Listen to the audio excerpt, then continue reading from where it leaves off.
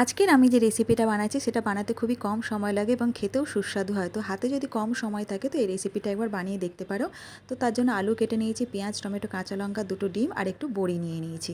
এবারে কড়াইতে তেল গরম করতে দিয়ে দিয়েছি, ওর মধ্যে আমি বড়িটা ভেজে নিচ্ছি। তো বড়ি ভাজা হয়ে গেছে, এরপরে যে ডিমটা আমি রেখেছিলাম সেই ডিমটাও আমি ভেজে নিচ্ছি।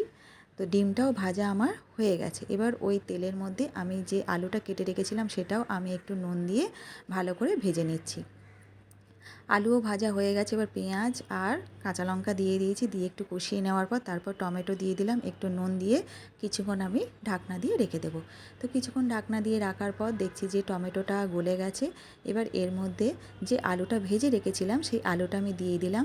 দেওয়ার পরে সমস্ত মশলা আমি এক এক করে দিয়ে দিচ্ছি, হলুদ গুঁড়ো, জিরে গুঁড়ো, ধনে গুঁড়ো আর কাশ্মীরি লঙ্কার গুঁড়ো দিয়ে এবার সব একসাথে ভালো করে কষিয়ে নিচ্ছি। তারপরে হচ্ছে কি, যে ডিমটা আমি ভেজে রেখেছিলাম সেই ডিমটা আমি দিয়ে ভালো করে কষিয়ে নিলাম, নিয়ে একটু জল দিয়ে দিলাম।